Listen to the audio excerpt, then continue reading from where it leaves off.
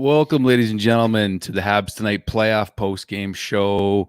Weiser, it was a tough one, but you know what, brother? I love that you have experience in this because you got to forget about it, move on to the next one, man.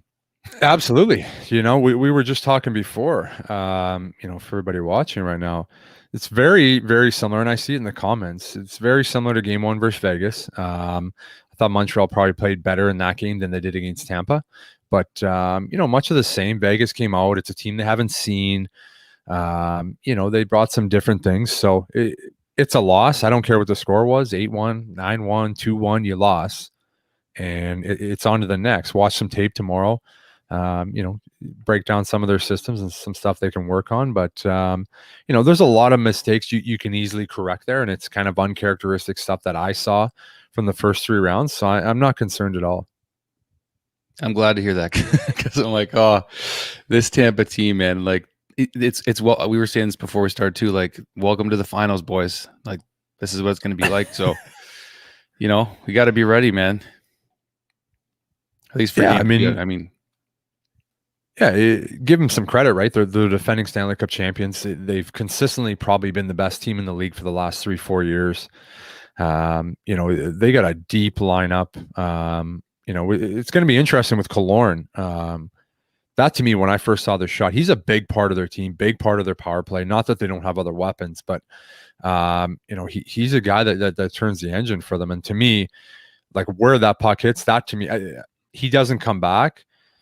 I don't know. That to me looks like a broken foot. Like that is a really bad spot to get it. When you get it on the ankle there, and PD wired that one, which is, good for PD. Obviously his hand must be better because he wired that one. So, there's some positives to take, and there's plenty of blame you could put on guys and say, we got to stay in the box. We can't do this. So this guy turned it over. This guy turned it over. End of the day, it's a loss. We got to look forward to game 2. Yeah, emotions got to him at the end. I mean, we saw KK take that retaliation penalty at the end. Edmondson gave Yanni Gordish like a clear-cut left hook to the face. Like, it got nasty out there. And I think hopefully this kind of happened with Toronto a little bit too, and even throughout the season. But you got to get that out of your system now, maybe, right? And now it's like, okay, we got to stick to what made us successful. But how do you stick to what's made you successful for a team you haven't seen as good as Tampa? Yeah, you know what? They do a lot of really things well. And the biggest thing for me when I'm watching, every Vegas entrance, like I have this picture in my head of the whole series is Max Pacioretty on the wall, going down the wall. Mark Stone on the right side, going down the wall. And every single, like 99% entries tonight, Tampa had the puck in the middle of the ice. So that's obviously something they looked at and said, okay, if we're going to score some goals here, we have to enter in the middle of the ice. And, that can be a lot of things. So I don't think Montreal forechecked well enough. Tampa's one of the best teams in the league, and they've done this for probably the last 4 or 5 years as they've been really good, as they hold up a ton on forechecks. You'll see their defense get in front of you and just buy some time for their partners. And they do that so well. And it's kind of like the old Detroit Red Wings, from 10, 15 years ago. They just did it so well. And Tampa has done that. So Montreal couldn't establish a forecheck. And then boom, they don't get on the forecheck. Then all of a sudden Tampa's activating their D, and then it's a 4-on-3 and it's a 4-on-2. And they just not a great game from Montreal. Obviously not their best effort. And I'm interested to hear your take. Like, I could just see in the first 5 minutes, they just looked slow, and just something I haven't seen, for a long time from them, maybe from the, since the Toronto series, but it was just a slow start. You feel the same? Yeah, a little bit. I think it was clear early, like, here we go with Tampa's speed, and then, throughout the game, this was a thing, but even early on too, just had Montreal hemmed in their zone. It looked like they were on the power play at one point early in the game, and they weren't. And that had me concerned too. I'm like, oh man, just the quick passes back and forth. Like, Montreal is really in sync defensively, and as a unit, they've been playing fantastic in these playoffs, just cohesively as one unit. But I think Tampa's got that in the offensive sense and even defensively too. I just don't see any flaws really, at least right now, that you can expose in them. But from Montreal side, yeah, they were a little bit slow to start. And I think Tampa, just again, those quick passes, this is going to be a thing to watch for the rest of the series, whether they're on the power play or not. Yeah, it's incredible. We can talk about the power play later because that power play is insane. But Yeah. like you said, they just come in units, and that's kind of like what I was talking about on their entries is they always have options. And when we think back to when Montreal is defending as well as they can, it would be like stretch pass to Vegas' winger, he's by himself on the wall, or this one guy comes in, he dumps it, and there's no pressure, or he's coming by himself again, and just Tampa was just coming with waves and four guys, and just their D are active, and it's a completely different ball game against this team, and Montreal's got to find a way, make their D face the glass, and they got to get in on the forecheck. I just don't think they forechecked well enough to kind of hem him in the zone. And, that comes back to a lot of things, but, putting pucks in good places where you can actually forecheck.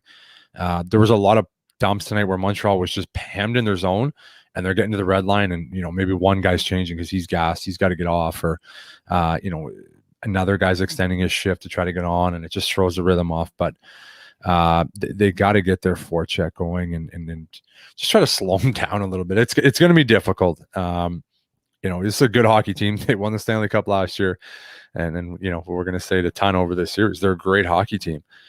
This is not a team that they've seen in the playoffs so far. When we break it down, it's just they're on another level. Well, that's what it seems like to me. So that was my concern. Kind of was thinking back to 2015 when you guys got them in the second round, and you mentioned it whenever we talk about the series that it wasn't a great matchup for you guys. So is that your biggest concern with the current roster against Tampa right now too? Yeah, I mean, when I said it wasn't a good matchup, we didn't play very well against them during the year. I'm pretty sure we lost every single game during the year. It just wasn't a good matchup. We were very similar, to Montreal's team now, where we had a great goaltender and we defended well, and we were a four-line team. We didn't have any superstars, and they just.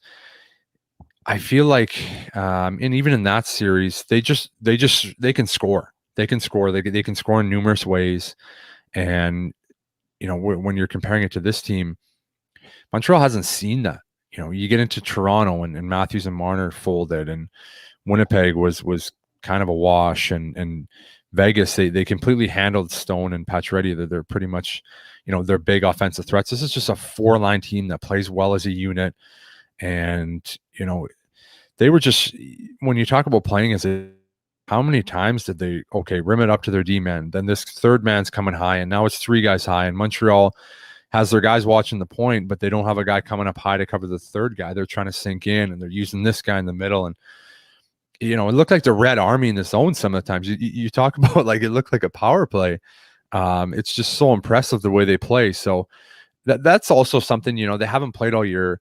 They'll have a chance to watch the video tomorrow, see what they do, correct that, and I expect a much tighter game for game 2. Yeah, much lower scoring for sure. And Chernak with that first goal, I mean, like that was just an absolutely perfectly placed tip. Scary. Like, how do you stop something like that? Are you kidding me? Like, so I wasn't discouraged after that goal. I'm just like, that was a beautiful goal. Yeah. Well, 100%. Just as a fan, I was like, man, that's from how high he was to touch. Like, that's not an easy play. That's to get his first playoff goal. That's a pretty nice one. First playoff goal. Yeah. Like, he makes a good play. Boom. He's up. Here we go. Drive the net. And that's something that I thought Tampa did way better than Vegas. They always had someone driving the net, and it was dangerous. You pull that D back when you have that guy driving, because if you don't honor him, that's what happens. They hit the guy in the middle, and they got chances there. So that's something they did way better in Vegas. They got to find a way, slow them down on the forecheck, but they got to start coming back and getting the second wave of guys, that late defenseman, or just Tampa had so many options. How many times did you see a guy come into the zone and almost like pull up in the middle of the ice? He's got this guy on his right, this guy on his left. If he keeps skating a little bit, he's got his D-man coming. They had so many options. So, I think it's I don't want to say it's a wake-up call, but guys got to get back. Guys got to back. I think they defended so well, and Vegas wasn't much of an offensive threat that the games against Vegas, they could take some chances, where Caulfield can come down the wing, shoot it, and just kind of loop behind the net. Where tonight you turn the puck over and they're coming back at you. So just a different animal. Yeah, Braden Point. I mean, I think it was that first goal. Like he just kind of read the play coming back into Montreal zone, back checking, and then eventually they chip it up. Chernak gets that gorgeous tip. So it was a bit of a tough night maybe for Caulfield and Suzuki, and that's okay because it is a wake up call. They need that, right? These kids are still kids. KK Right. had a bit of a tough night. Chernak got in his grill. So now it's like, okay, that's where I feel you on this because game one here, like, okay, you got all that stuff out of your system. Galley's bleeding like crazy at the end of the game. You know, just typical Galley, just, looks normal for him, just the battler Yeah. that he is. So that's why for me, like the battle is still within them. They still got it in them, but they have to find a way to, like you said, break through. And there was some good sequences from them tonight. And when they made it a 2-1 game, they were in it. They were back in it for a while there, right? Yeah, I mean, let's talk about the matchups there, where I thought it was interesting. The first time we've seen in the playoffs a team taking their top line away from Phil. Every other team played into it, and they kept going to it and kept going to it, and they were okay with it, and it wasn't working, which is crazy to me. So let's give some credit to John Cooper. Like, you can't say enough good things. Everyone says he's such a good person, and the players love and they love playing for him. But what a smart coaching decision. Phil had a great game. I thought he played great. He was great in the circle again. I don't know what he was on draws. I was 8-5 or something at one point. But he kind of took him out of the game, and that's a huge part of Montreal's game. Montreal feeds off that. Phil shutting guys down. That just creates energy. And but again, it's a good wake up call for Suzuki's line because that's going to be the matchup. Obviously, they're going to try to go to. They had success today. It's not going to change the next game, so they just got to get used to it. They're not going to try to rush off the ice and okay, we got to get Phil's line out. It's just not going to happen. You just can't do that. So they got to get used to that matchup, and it's a couple little things. I still thought they were dangerous. Caulfield had some chances. He looked dangerous. He a couple times down the wing, he's controlling the puck. Couple bad turnovers, sure, and maybe a couple in the zone where he kind of bailed out on. But it's game one. Again, I wouldn't look too much into it. If it happens again in game two, then we got a problem. But I'm not too concerned after just one game. It's the Stanley Cup Finals, right? Everybody's amped up, and I think Tampa's got the experience. They were there last year, regardless if it was in their building or not.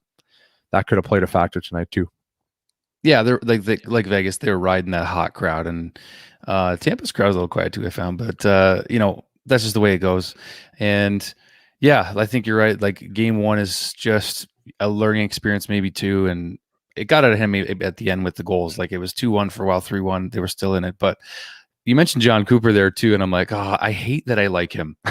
like he just comes across as that. You know what I mean? Like even watching him talk to the refs, I'm like, how do you not get along with this coach? Like they must get along well with John Cooper, man. He just looks like such a good guy, man. I remember a couple times, in Tampa, when you got to leave, you got to walk past their dressing room, and we lost a lot of games there. And it was just he was always outside the room for some reason. Every time you're walking out to get on the bus and head to the plane, and just smiling. He's like, "Hey, great game, guys!" Like, just such a nice guy. You just want to be really, like, yeah, beat it, John. You just stroked us. Get out of here. I want to talk to you, right? Oh, you freaking new age coaches. You're so nice. We hate you. No, we're gonna bring on our first caller, Dale. We'll bring in Damon, who's been making an appearance or two on the last few shows. What's going on, buddy? Hey, how are you guys doing? Hey, Damon, how are you, buddy? Nice to meet you, Dale. Such an honor.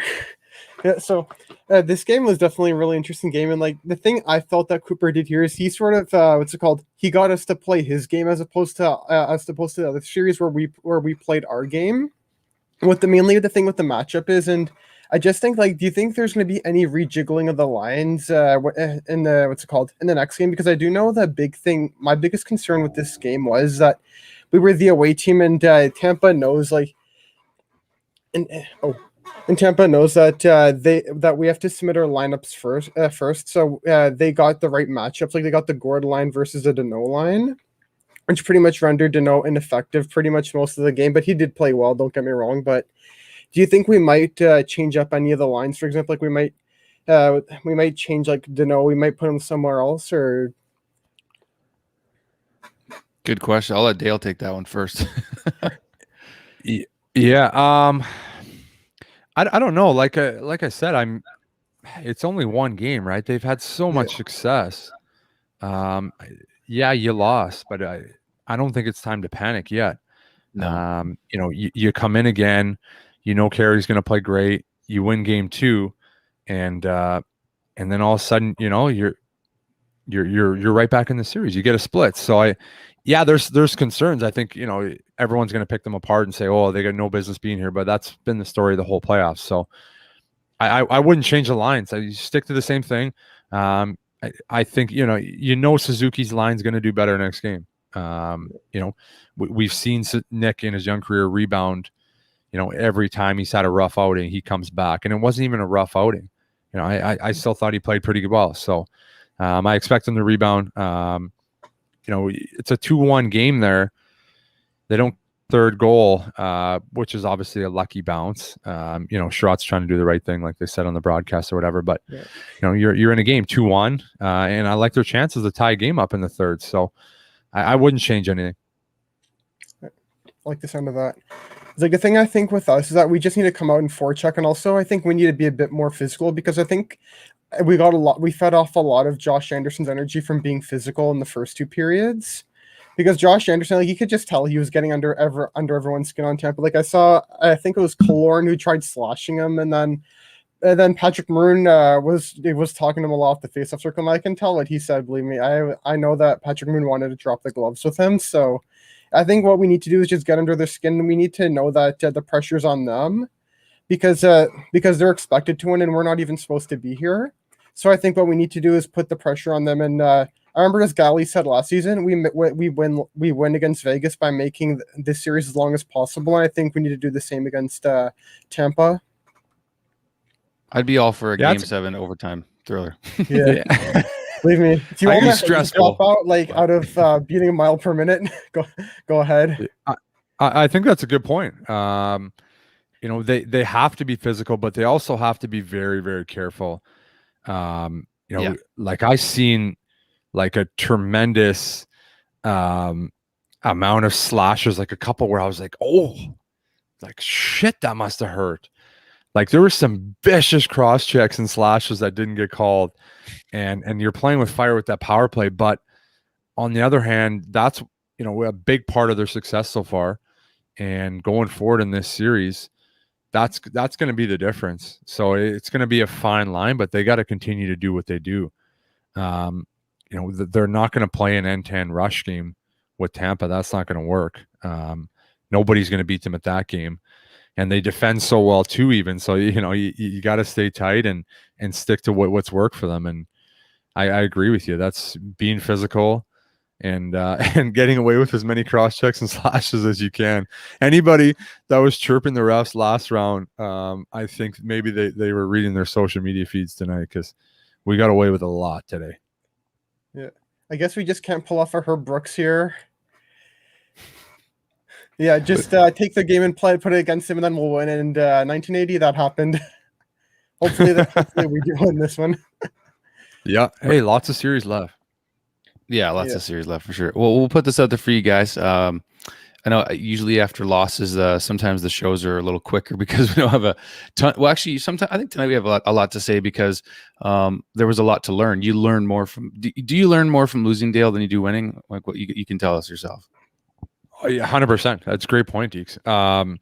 You can I enjoyed watching that game. Not from Montreal losing, but there's a lot of things that you can learn, like you said, from.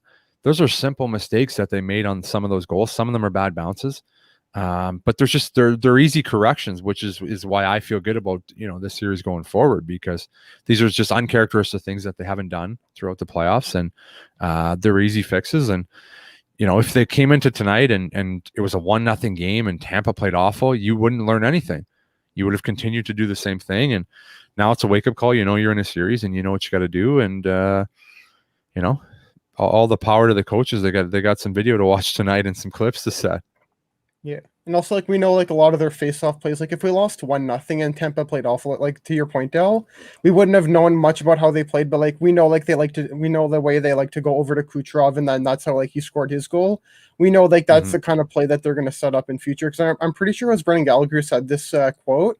He said, it's a loss if you don't learn anything. I'm pretty sure he was the one who said that. So. Yeah, which I do really like that quote. Yeah.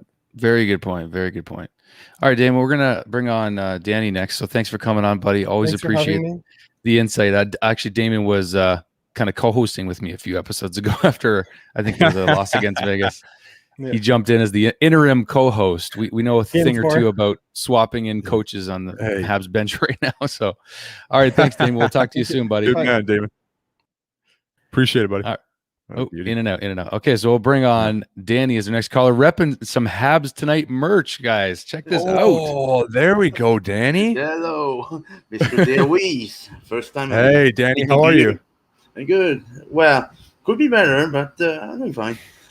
I mean, I hope it's not too hot where you are right now. I know it's really hot in Quebec and Ontario, even in BC. I mean, how is it in Winnipeg right now? Heat wave in BC. Yeah. Yeah, mine.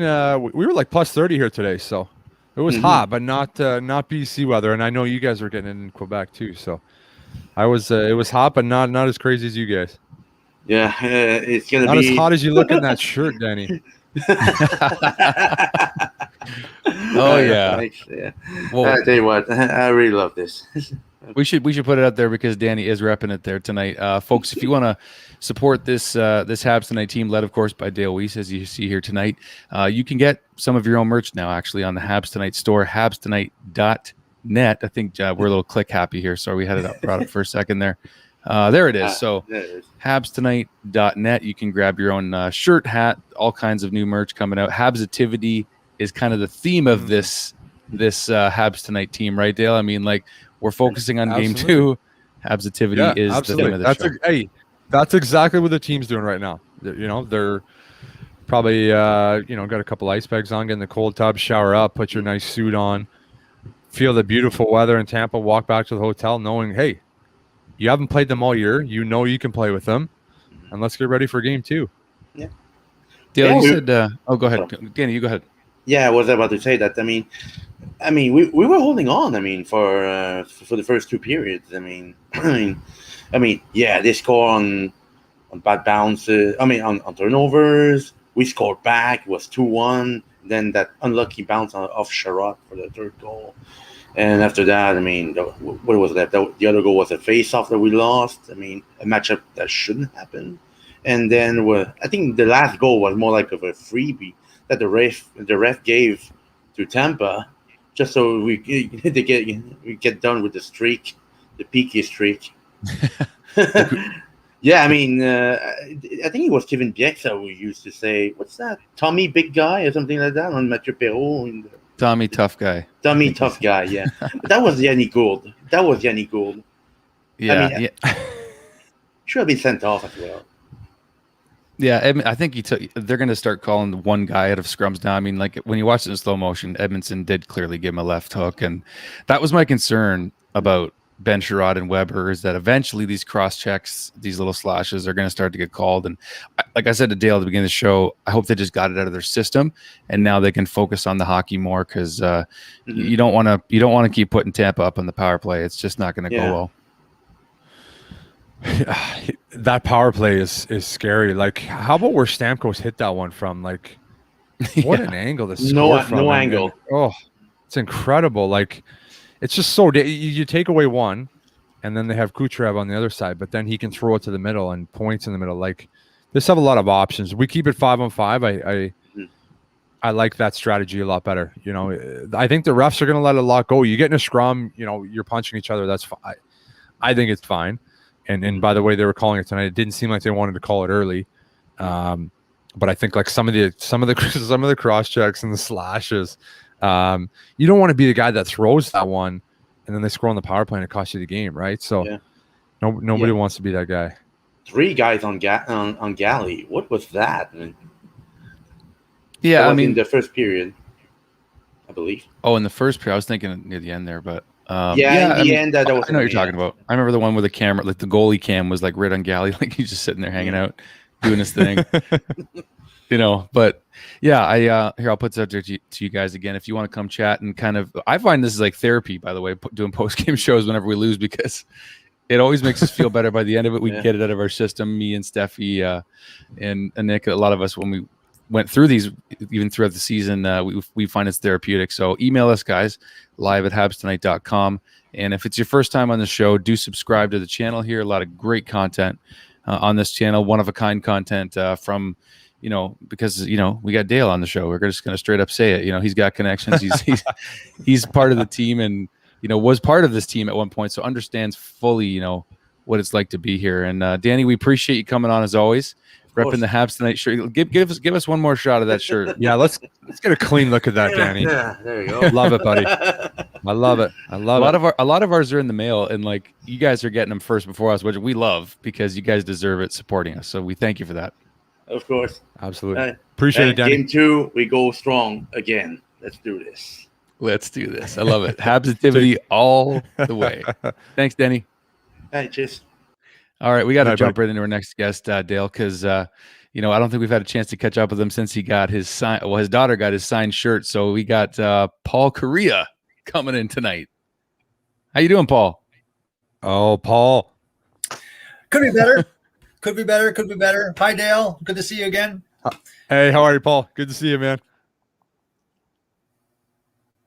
Yeah, thanks again for the shirt, guys. I just talked to my daughter after the game, and she's just as disappointed as the rest of us, but she sends her love and thanks for the shirt. Yeah, thanks again, guys. Hey, no problem, man.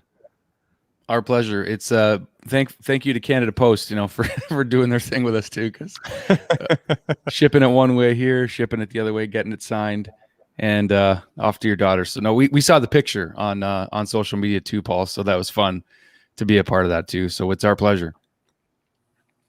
What are your thoughts on the game and what you saw tonight and what you want to see in game 2? Wow, where to begin? Look, they look like a formidable opponent. I thought that the biggest difference that they showed us as compared to the other series were the crisp passing by the Tampa Bay Lightning. They didn't miss many passes. It was tape to tape. I think we got to get more sticks in lanes. I think we got to get more bodies on them. I thought their D was stepping up a lot, which is something we also haven't seen as much. They're big, they're strong. And I was going to ask Dale, what is the line here from where to go forward? Do you stick to what's worked so far, or do you really push on making adjustments to face what your opponent's doing? Good question, Paul. Yeah, I don't know. Like I'm torn on what you got to do there, because I didn't like the start, but it was really tentative, and I found like Montreal is a team that's kind of taken it to teams in the first 10 minutes, but that could be a lot of things. Like haven't played them, the intros were long, whatever it is. The ice in Tampa is shit. I'll make every excuse in the book. They normally attack for the first 10 minutes, but other than that, I thought they settled in fine. So there's a couple. I'd make a couple tiny adjustments. Just breaking out of their zone. Tampa's D are like they've done it for 4 or 5 years. It's really hard to compete against. Like both D are down the wall. They have 2 guys attacking the D, and then they have like a rover that's in the middle picking up loose, or he's jumping and he passes. So it's really hard to get out of the zone along the wall, and that's something Montreal had a ton of success against the first 3 rounds.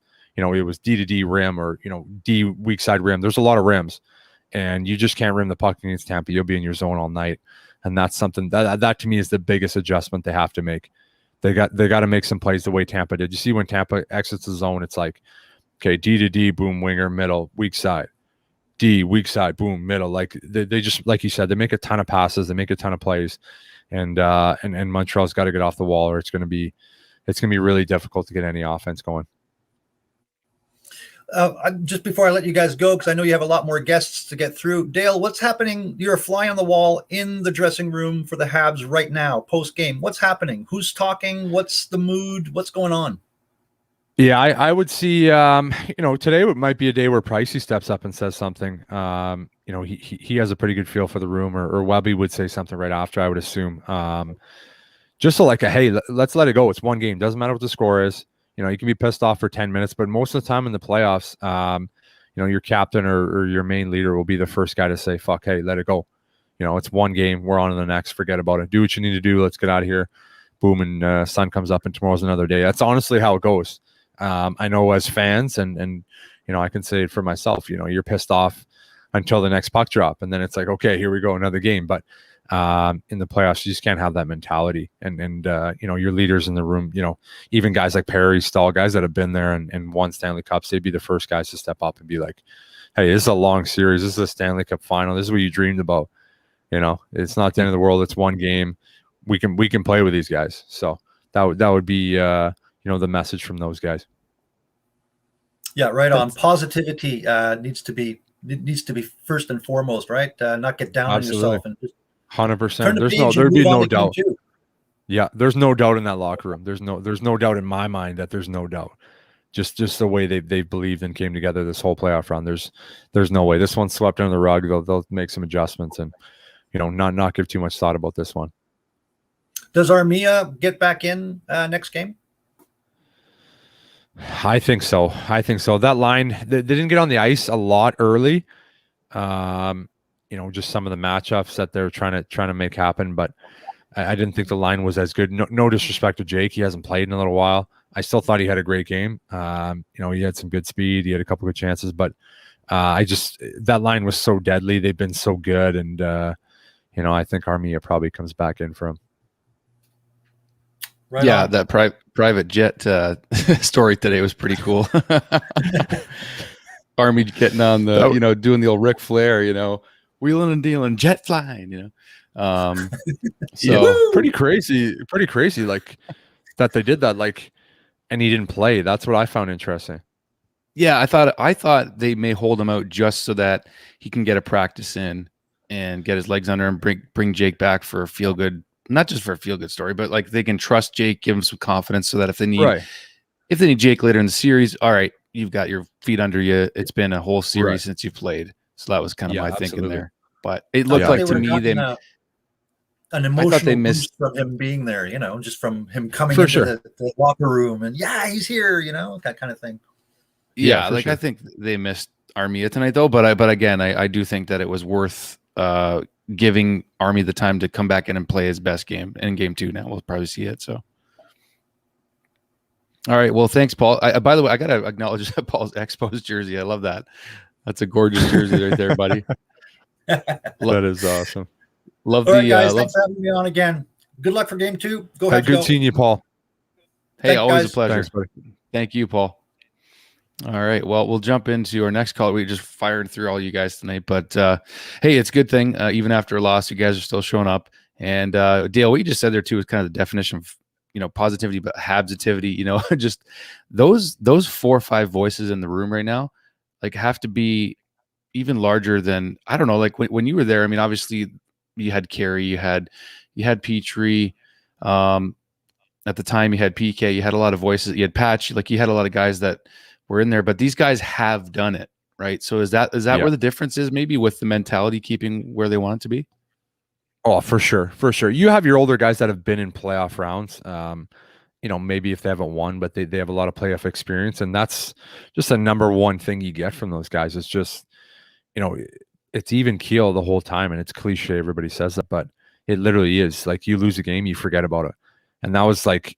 I thought when I was in Chicago in 2016, we lost in first round in 7 games, and literally every series that we lost, every game that we lost in that series, Jonathan Toews would be the first guy to come in the room and be like, "Yeah, it was a good game, boys. So let's get out of here." Like it was something really quick, but it was like if he wasn't concerned, it was like nobody was concerned. And when you have guys like Perry and Stahl that have won Stanley Cups, and they were huge driving forces in those on those teams, like it's just.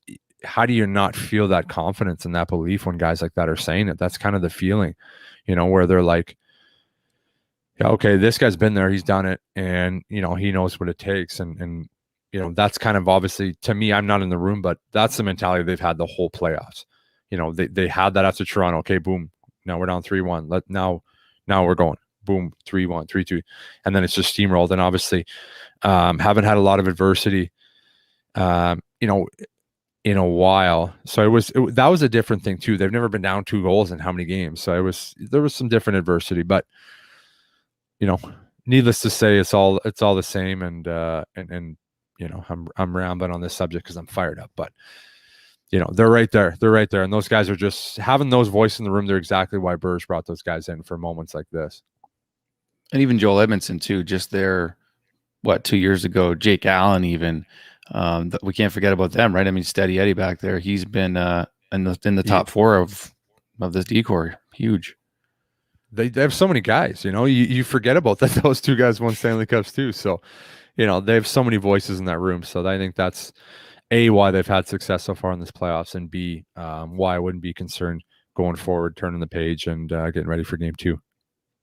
Yeah. I mean, as much as I think it's got to translate on the ice too, and I think that it will start to when they get more focused on getting back in the series, not worrying too much about the slashes, the crowd, all that kind of stuff. We'll get to Josh in 1 second. We have Josh waiting, one of our most positive, friendly Leaf fans you'll ever meet, by the way, Dale. We'll bring Josh on in a second, but I want to ask you this, because when we talk about going in the room, just to stay on this theme just for one more moment here, before Montreal eliminated Vegas, Carey's asked about where they're at, and it's his first time going to the final, and people keep saying, it's unbelievable. It's unbelievable. And then Carey said, it's very believable, because the belief level, like, you never really hear anybody talk like that, right? Like, he's like just bringing a new level for me in terms of the mentality, because you don't really hear anybody talk like that. And he doesn't say much, right? So when he talks about how believable it is for them to be here, does that make a difference too? I've never heard him talk that way. Yeah, I saw the quote today, and I thought it was incredible. He just has, like, he's normally a humble guy. He wouldn't give you those kind of answers, and it's just, just speaks volumes of the confidence he has in the group, which is incredible for the superstar to come out and say that. I think when other guys in the room see that, they're like, it just goes a long way. And I love the comment. I love the comment. He's been different the last year or two, where he's starting to give it back to the media a little bit too, which I love. And obviously he had the rant earlier in the year where he said, I don't care what you guys think and stuff. I loved it. So I just think it's great. I think guys are tired on Montreal of this whole run, just being told like, this is unbelievable. And how can this be happening? So I think they're fed up with it. And I think it's a positive. You have a chip on your shoulder the whole time. You're like, okay, we lost game 1 and here we are again where nobody believes we can do anything. So I think it's a great motivating factor. And again, this is just yesterday, him and Shea Weber in their first Stanley Cup press conference, and somebody asked Carey a question about, did you have any doubt that you would get here? And it was like, he just shut it down. And Weber was just like ready to laugh and had to hold it back there. There's so many dumb questions. It's just, man, we talk about it all the time. Like, there's just, I don't know where these media guys come up with some of these questions. Like, it's just, I don't know if they get excited. They see Carey Price and Shea Weber sitting up there and they get all excited and ask, like, they just fire a question, like, or do they write it down and really think like, this is a good question to ask? Like, man, some of the post-game interviews when I was watching the Vegas series just blew my mind. Yeah, well, just like the quick this dismissal, and then it's just on to the next question. It's like you wasted a question. Like, what are you going to get into your story there? I don't know. I just thought it was interesting because at this point they're in the Stanley Cup final, and the reporters still are you having a hard time believing basically that you're here? That's kind of what it was, and it was kind of a smug comment. As we know, we have a smug shirt on our website. You can pick that up on habstonight.net. Yeah, absolutely. Be sure to pick up the smug T-shirt because that can speak to a lot of people that are smug in your life. So I think that's a great Habs Tonight T-shirt. Well, we've made him wait long enough, I guess. Here, we'll bring him on. Josh, bring him on. Josh, you're with us. How you doing tonight, man? I'm doing pretty good. How are you guys doing? Hey, Josh, how are you, man? I'm bad. I'm good. Josh is actually also known as the Invisible Man. No, you came on with your camera last show, Josh. No pressure. Dale's a very nice guy. Don't be intimidated. He's a very, very down-to-earth human being, let me tell you. So don't be shy to show your face if you want, man. I don't mind if you're a Leafs fan either. Don't worry. We take all hockey fans on this show, eh? Yeah, I was just before I came on the show, I was watching some of your highlights from, I think, the AHL and the NHL. On YouTube? Yeah, Obviously. it's Yeah. on there right now. There's some good highlight packs with Dale with Dale on there for sure. There you are, Josh. Okay, Dale, you got to tell me, does Josh not look like a spitting image of Mitch Marner's twin younger brother? I don't know if your stream is. I don't know if you can hear me there. So I know we're having some internet issues tonight. There we go, Josh. Yeah, there we go, Josh. I can see you, buddy. Hey, what's And up? do you find, Dale, that he looks like a spitting image of Mitch Marner's younger brother? Look at Are him. you guys related? Holy smokes! Look at this guy. You look just like him. Yeah. You came on here to find the answers while you guys lost in round one, eh? I'll give him to you, Mitch. Stop shooting it over the fucking ring. Right off the. Oh, then I get mad. I was like, oh, what are you doing? What? You're a good sport, Josh. I got to tell you. No, Josh has been such a legitimate, respectful Leafs fan that we have never met before. Like, we need more of you, man. Yeah. Oh yeah. So, what were your thoughts on the game, Josh? I was watching it, and all I was thinking of when I was watching it, Tampa just looked like it was the better team, but if Montreal can get that defense down, like if they can keep it like, give me a second, I gotta get a drink real quick. Yeah, go for it, man. Give me a second. Bottle or a can? It looks like a bottle tonight. It's a Gatorade. Oh, okay. There we go. Oh, it's you got the yop going. Not even close. Neither. There you go. What was the point was?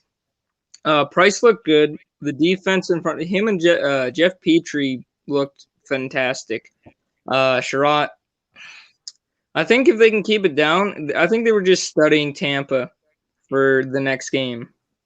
I like that take. Because Tampa just looks like they're just a different animal. They are. They're a very different animal. And that's the thing about we've been talking about tonight is that this is a team Montreal hasn't seen all year. And again, they're I think the definition of a wagon. They've got every piece that you can imagine. And Tampa may not be together. This whole group, there's a very good chance they won't be together after the season because you've got the expansion draft, you've got just salary cap issues to deal with. So I think you're looking at they're looking at wanting to repeat as Cup champs because of the fact that they may not be together next year. Mm-hmm. But I like what you said there, Josh. By the way, I want to acknowledge that because you mentioned Montreal studying Tampa for Game 2, and Dale and I talked about how you would learn a lot more from a loss than a win, and that's where Montreal's got to hopefully get the book on Tampa here. And if I was going to be very happy if Montreal came out of the Vegas series with a split. I will be even happier if they can manage to come out of this Tampa series, the first two games of the split. I think that will be massive. You could totally see, everybody starting to give up on them. Oh, now we lost this. If they go down 2, you could see everyone start to doubt them. You're still okay, Dale. You're still. We can still hear and see. I know your light's there, but it's okay.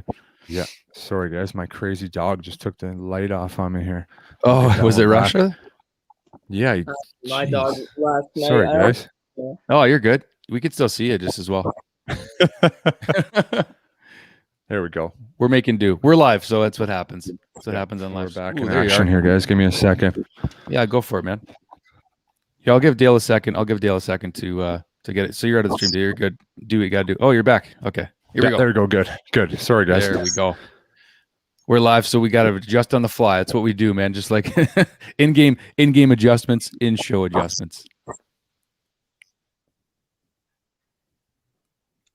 Josh, can you still hear me too? Yeah, I can hear you. Okay. Yeah, we're just making in-show adjustments as we go. So it's all good. We'll roll with it, guys. Not to worry. But Josh, any final thoughts before we go into Game 2? Try to get into Vasilevsky's head so he can just get Vasilevsky I don't know how to put it in words, but just make Vasilevsky think different from all the other teams that he's played. Just get into Vasili's head, and probably you might be able to get a couple goals on him. Well, I think they got to find a way to get into his head, and I think they got to start by getting more shots too. That's obviously a key, and I think that they will. Like Dale and I talked about this a lot earlier in the episode here, that Montreal's going to learn what they have to. They're going to come back for game 2 ready, and hopefully a lot lower scoring game. But they got to get more shots. I agree with you, and get the forecheck a lot better established for sure. Mm-hmm. Yeah, I think it's going to be interesting because I'm excited to see what happens in game 2 because, you know, Montreal comes back and plays well and plays the way I think they can, then I think we got a different outlook. But if the same thing, you know, happens in game 1 where they look slow and they don't seem to have an answer and they're taking, you know, some undisciplined penalties, I think we got a bigger problem. But that's not something that I truly expect to see. I honestly think Montreal is going to make some good adjustments and really take the game to them. Kind of like you said, Josh, they got to go at them. They got to go at them. They got to spend some more time in their zone. It was just way too easy for them to get out of the zone. Oh yeah, very good point. All right, Josh. Well, thanks as always for jumping on, man. We appreciate it. We appreciate, you know, again, in your name is Leafs fan, and you're one of the nicest Leafs fans we've ever had on the show, and we always appreciate you coming on, man. All right. Thanks, Josh. Night, nice to meet you, buddy. Nice to meet you too. All right. Well, we're gonna keep it a little shorter tonight, folks. We got a little bit of glitches on a couple of gremlins in the system tonight, which is totally cool. We roll with it. But I just want to throw this out there for you guys. If you haven't already, follow us on social media. We're all over the place: Twitter, Facebook, Instagram, you name it. We're out there. And of course, subscribe to our YouTube channel. This is you know, growing as we speak. In the Stanley Cup Finals are the last 2 teams standing here, and it's really been growing here, and we really appreciate it through this. You know, not everybody, including some of us, expected to get here to the Stanley Cup Finals, so we got to really embrace this moment here. Man, what as tough as the night as it was, you know, and we've kept it real positive, and there's a ton of Habs here. You know, people got to enjoy being in the Stanley Cup and just seeing your team being in the Stanley Cup final. You know, you turn on the news and today, you know, and all they're talking about is Canada's team, and you see people talking about how cool it is. And, you know, not even as a player, like as a fan, appreciate the moment because, you know, it's been a long, long time since you got here. And you know, Montreal made quick work of the second and third round and made it look easy. Like, you know, it looked like it was a team of destiny, and this is not something that's it's going to continue to happen every year. So I think as a fan, you got to really enjoy this moment. I think so. I mean, like, that's where it's so hard because you're so close to the ultimate goal. Like, I mean, we're all picturing what it could look like if we win, right? And it's amazing to see it on the news. And just, I heard the mayor, you know, on the radio today in Montreal, super excited and everything like that. And we got to try to be in the moment here. And I know myself, I was having a hard time enjoying the beginning of the playoffs because I just wasn't expecting us to win. And now hopefully we can continue to change that narrative. We got a couple callers on, Dale. We'll see if we can squeak them on. If we have tech issues, we'll have to just let you guys go and just kind of wrap for the night. But let's try and bring Danny on here to start and see how we do. What's going on, Danny? Hey, guys. First time on with Dale, I'm sure. You hear me okay? Hey, Danny. How are you, buddy? We can hear you. Yeah, you're good. Oh, good. Hey, Dale. Nice to see you. Big fan of you. Yeah, he's been going on about you on the other shows for sure. Yeah. Thanks, man. I appreciate that. I like your setup there. Yeah. It didn't help tonight, but yeah, it's okay. It's okay. It's only one. I think they were a little bit not gonna say scared, but I think they were a little bit cautious at the beginning of the game. They were very cautious, like the way they were playing, especially the kids, right? Suzuki and Caulfield, especially. He didn't have that kind of. It was like he didn't want to make a mistake, right? But I think the jitters are gone. I think they're gonna have a much better game. I'm pretty sure, like you said, the veteran guys on the team are gonna just do their little chat in the dressing room, and they're gonna come back to earth. You know, the kids are gonna get grounded, and they'll have a better game next game. And the score doesn't tell the whole game, right? If you look at the score, 5-1, they got killed. If you didn't watch the game, you think, Tampa killed. No, it was a few bounces this way, and that Sherratt one was like freaky, like a backbreaker. But and I think you'd rather lose 5-1 than 2-1. I think there's way more to learn from a 5-1 win than 2-1, and you think, hey, we were pretty good, and then you kind of, you get in this kind of like false sense of confidence where you're like, wow, we played pretty well. We should just, let's not make too many adjustments, when it's like, wow, okay, you lost 5-1. We need to make more adjustments. We need to come up with a better game plan. I think, when you lose bigger like that, I think it's easier to make adjustments than, saying, well, we only lost 2-1 in overtime. We don't need to change anything. Let's just stay the way we are. So I think there's definitely benefits in. It is a different animal, like Tampa, right? Like they have pretty skilled players up and down all over, four lines. There's no weakness. We have to stay out of the penalty box for sure, because they got a killer, like, with Kucherov and Stamkos, like those two wings. Like, no, you can't. We can't tell. We can't make Price stand on his head like that, and like expect him to save those cross shots that come across. He makes it so, and it's hard, right? It's like, I think we have to stay a little bit closer, take away their like a little bit more time and space, right? Yeah, and those guys feed off that. They feed off those power plays. Like that just keeps them in the game.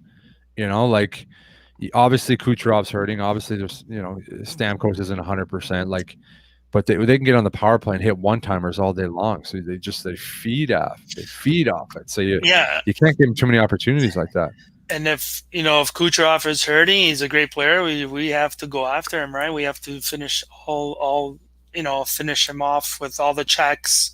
Anderson has to go heavy on them, right? Like Anderson was like, I think, the best player tonight. He was like playing how Anderson should play, right? Like cruising and bruising. That's Anderson, right? That's him. Like that was his best game. And that was his best game. He was flying. Even with Hedman, right? My buddy says Hedman, if you go and hit Hedman hard, he kind of disappears a little bit, right? Like, we need to go after these guys. Like, we got, like Anderson has to finish all his checks, right? Big, and have, everybody feed off, right? KK too didn't have the greatest game, but, he's learning. He's a kid, right? Like, just remember, these kids are in their 20s, right? Like, they're like 20 years old. Like, it's good experience, right? Like, whatever happens to them, it's going to be huge. Like I said it the other night, right? For those core 4 players that we have, like, they're in their 20s, Caulfield, KK, Suzuki, right? And, Evans, Romanov hasn't been in there, but these kids, once they get that taste, they're hungry. Like, they're going to be hungry for a lot of years to come, right? So it's just like, hopefully, we can turn it around. Like, don't want to compare it to 93 all the time. We did lose the first game in 93, 4-1, I think it was, or something like that, right? But you don't want to, it's different teams, like there's similarities, but, like, I think they'll have a better game. Like, they kind of saw, okay, this is Tampa Bay. We saw them, right? This is it. Guys, this is what you have to face, right? You're in the dressing room, you tell them, the kids, this is what you have to face. This is it. If you want it, you have to want it more than the other guy, right? And I'm sure they're preaching that, right? If you want to, go in a corner and shrivel, they're not going to give it to you. You're going to have to earn it, right? Go take it, right? And as soon as they get a taste that they can do it, it's the young guys that are going to bring this team up, right? Like, we need those kids. We can't do it, right? What do you think? We can't just do it with the veterans, right? It has to be these kids that step up. We got a lot of talent there. Very good points. Very good points. I don't know. Like, if I'm in the dressing room and I'm a 20-year-old kid like Caulfield or thing, I can't expect Perry or Stahl to exude the energy to carry us. They can have do a check or whatever, but then where do you get the the energy comes from the young kids, right? Like, could pass. RD is good. I think they played really good tonight. Sherrod had a few big hits. I think Sherrod woke up a few of their forwards saying, "Oh, we can't come in and drift in here like we want." He leveled a few guys like really hard. Yeah. Holy smokes! They're thinking now. They're thinking, Yeah. oh. There were some big hits in that game on both sides. There were some big ones.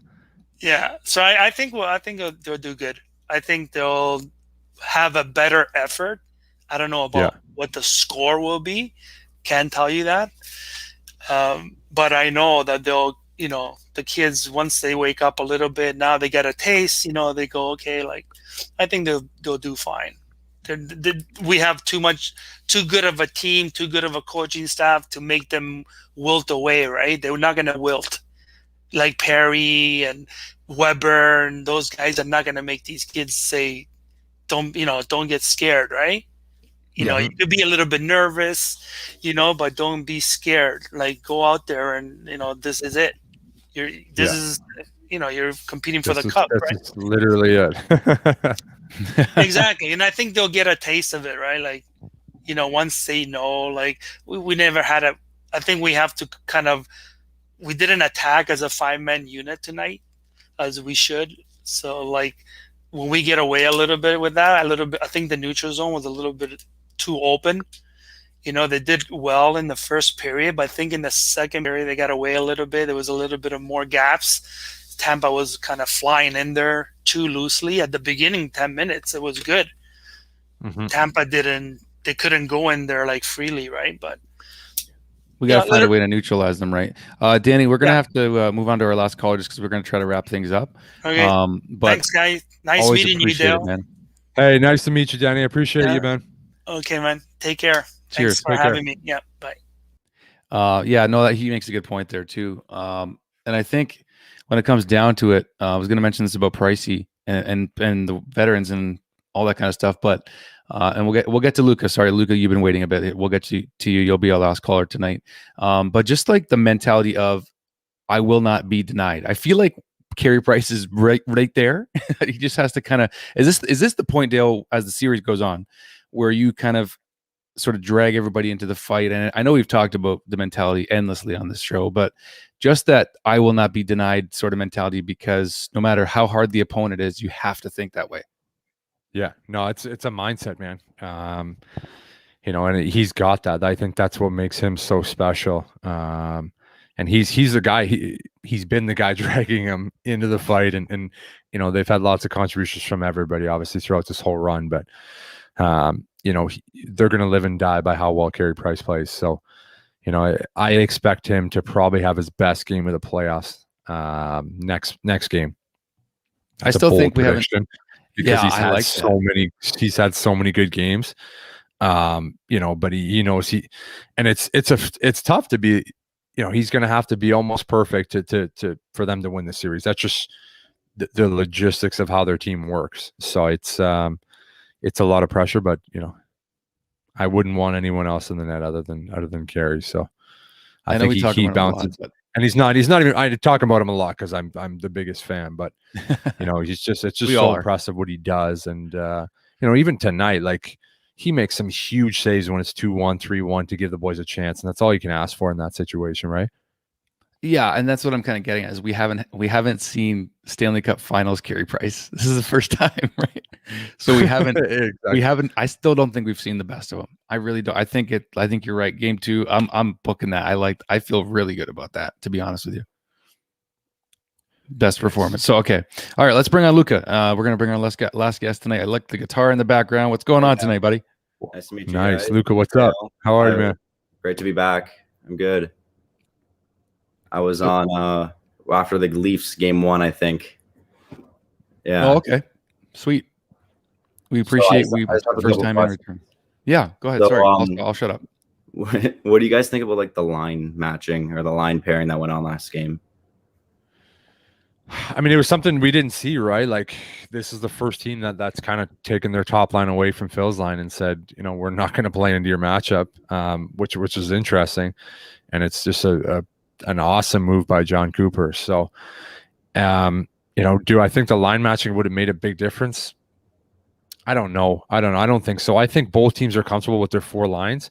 That I don't see it being as big of a thing going forward. Montreal just need to make some adjustments. They need to clearly play better in a couple areas. I don't think the line matches are going to play as big of a role going forward. Okay. All right. What do you think, though, Luca? Like, do you think they should change things up? I don't think they should change things up. I'd like to see Armia get back in. No, like, hate to Evans. I love Evans, but that 4th line was just different. I think you said earlier in the stream, first line was different, hitting bodies, scoring goals with Armia on there. So give him a look. Yeah, I agree with you there. I think it's just different players. Armia is kind of a big, strong wall guy, protects the puck well, they cycle well, and they control the game, where Jakey's more of like he's fast. He's not a big, like, protect the puck down low kind of guy. He's good straight lines. He can make some plays. He can burn. But they're just kind of different players. So I agree with you. I think Armia comes in, and no disrespect to Jake, but I think Armia comes in, and that line's been so dangerous, right? It has, yeah, for sure. Yeah, they've been a force, and I think that they've gelled probably the best out of the entire playoff so far. So we definitely want to see Armia back with those with Stalzy and Perry. I think for sure. I fully agree. Totally. Well, thanks, Luca. I know we're cutting you a little short tonight. We're just gonna wrap things up, but sure, hey, man, appreciate coming back on the show. So keep it up, man, and keep up the support. Tell your friends about Habs tonight. I'll say that too. I'll spread it everywhere.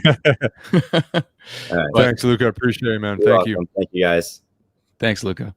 Take care. All right, Dale. Well, we'll wrap her up tonight, man. It's been a lot of Habs-itivity. I mean, we appreciate it coming from your side because, these are your former teammates in the Stanley Cup Final. And that's what I'll kind of wrap up with you tonight, Dale, is, these guys got to the point where I know you would have loved to, and we can talk about 2014 all we want, and I know you were this close as far as you were concerned, getting to the Stanley Cup Final. But how do you feel just, looking at your former teammates now in this position?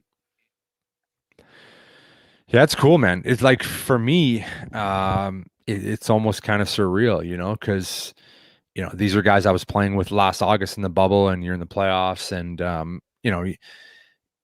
we lost in the, officially the first round. We weren't really close to making the Stanley Cup Final. Boom, here we are a year later, and they're actually in the Stanley Cup Final. Like, it's a surreal feeling. And it's cool. Like, I know maybe some guys would have a difficult time with it, but I'm actually excited. Obviously, we have a Habs Tonight channel. Obviously, I'm a Habs fan, so it's cool, right? Like, it's something you dream of. Everybody that plays the game, you want to be a Stanley Cup champion. You want a chance to play for the Stanley Cup. Unfortunately, I never had that chance, but to see guys that I know truly deserve to be there, guys that I played with, and I have a ton of respect for, man. I couldn't be happier, man. And I'm really hoping they get the job done, man, because there's just some really deserving guys in that locker room.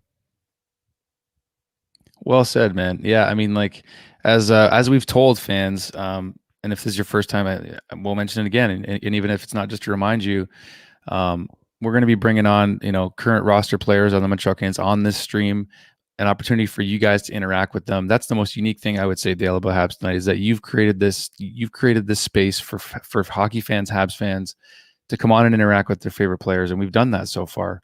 And we obviously aren't upset about the fact that we haven't with the current roster yet, because it's kind of thrown it's thrown Weise Wednesday for a bit of a loop here, but we're focusing on the team, and that's the cool thing about this channel. We'll have a ton of interviews with current players. You'll get to hear some different things. I like talking about different things other than just what do you do in hockey. I like to get into some deeper stuff on the conversation. So for all the people that are fans, this is going to be great. Obviously we'll talk about this great run with some of these current players and what was going on behind the scenes. And, I think guys are a little more, inclined to open up with me. I think it's a little easier when they're chatting with me as opposed to, doing an interview with Sportsnet on their face and they know it's going to be on the TV tomorrow and stuff like that. Obviously we're on YouTube and stuff like that, but, guys give us some inside stuff that I think is going to be great going forward. So, hopefully we get some, Stanley Cup champion interviews after this playoffs is done.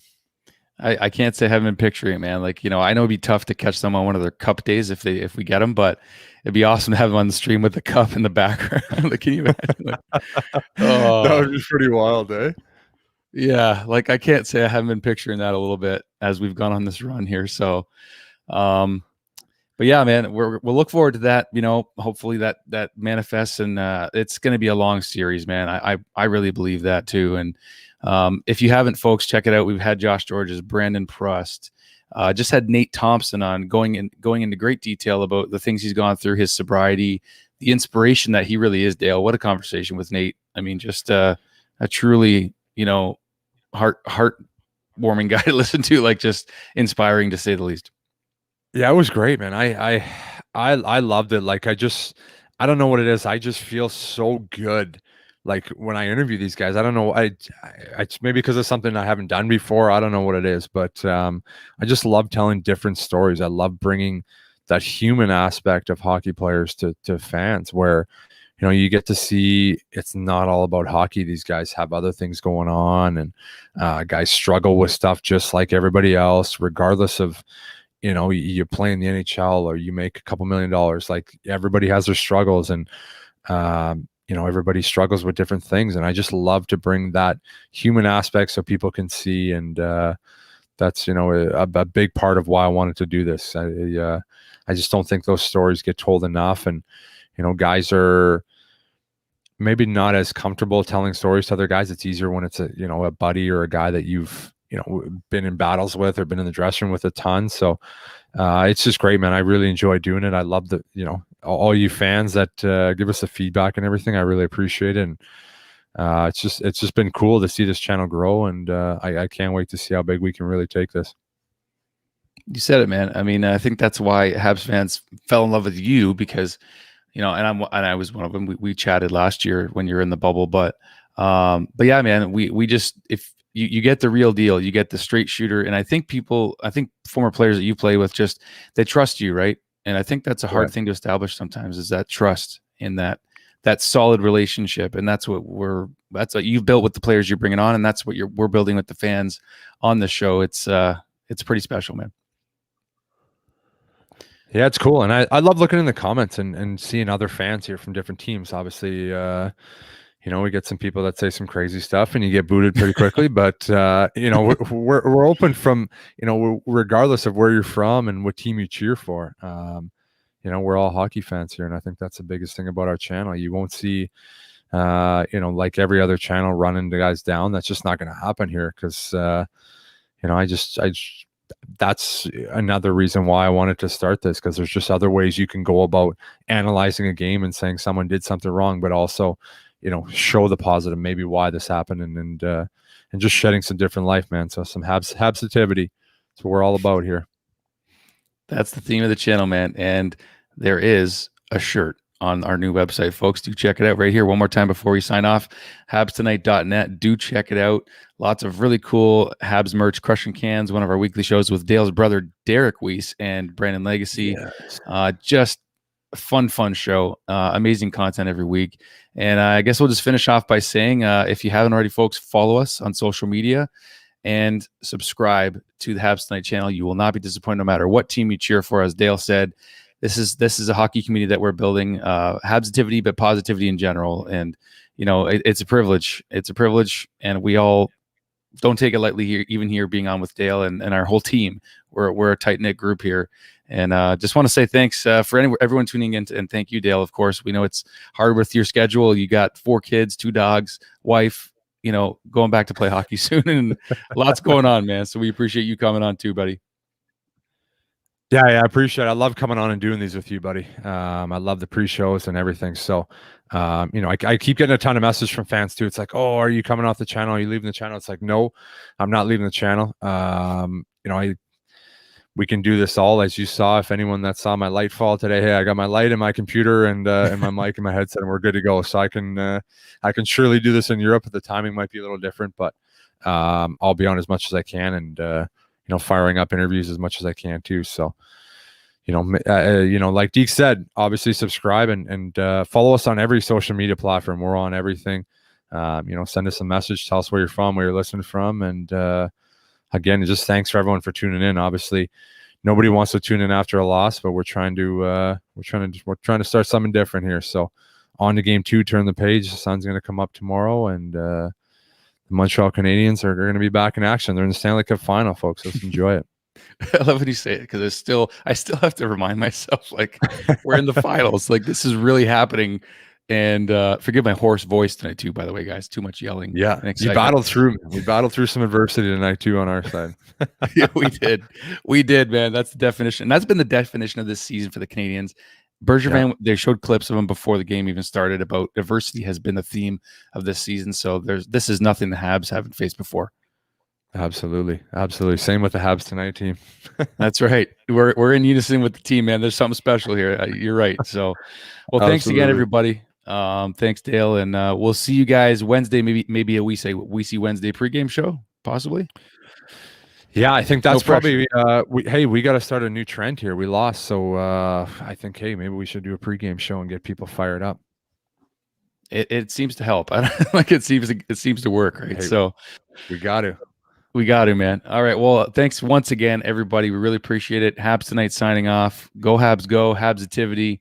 Habs tonight. Subscribe. You know what to do. Thanks to everybody, and we'll see you for game 2. Cheers. Thanks, guys.